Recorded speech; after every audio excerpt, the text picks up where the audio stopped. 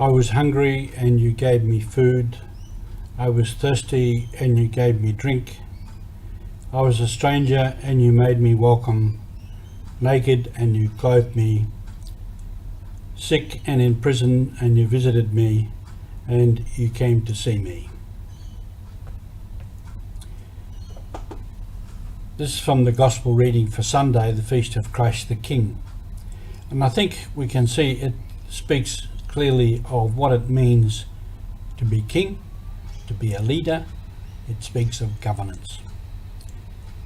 Hi, I'm Roger. This is Mission Alive from MSC Mission Office. We've all seen and are seeing around us examples of leadership, some that is very good, wise, decisive, others that are not. And we must realise that our leaders are simply human beings, hopefully with more competence and ability than a lot of the rest of us, but they still fail. I'd like to share a little story from my days in Papua New Guinea of a chief in a certain area. He had gathered a number of chiefs and were having discussions on the platform. And while they were there, some of the women of the village came, and they were not happy. They said to this guy, You are the chief, you are the paramount chief. We are sick of the noise, the drunkenness, the fighting in the village. You're the chief. You must do something about it.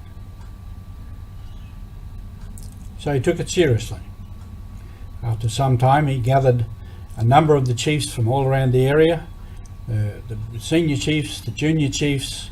He gathered the village police, the magistrates, and they had a big discussion.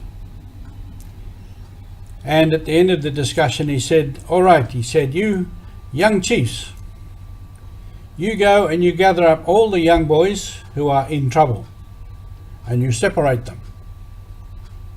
Those who are first offenders, you put them on community work.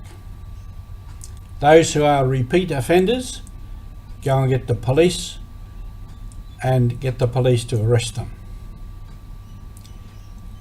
And you magistrates and village policemen, you go around all the gardens and you pull out all the marijuana. And you find all the home brew kits and you bring them in here and we destroy them. And it went like that down the line.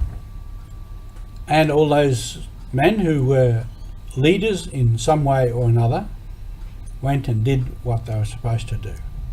This was in the period before Christmas, which had become a time for a lot of the young boys, the young men, and probably some of the older men to drink, to fight, to make noise, to swear, and disturb the peace. He put all this into action.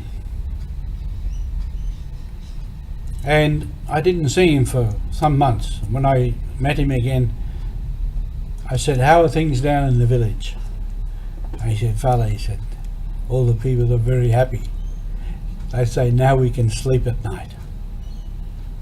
Now we can sleep at night. There was peace. There was enough peace to go around to sleep at night. So this was a man who took his leadership seriously. And he was a serious leader. He was a good chief. The other side of the story is that the women felt they could go to him and front him up and say, listen, you've got to do something. And he had enough in him to listen to them. So there's two sides of the leadership, two sides of kingship, if you like. One is those who are called upon to lead. And how do they lead? Do they feed the hungry? Do they ensure that their people live well?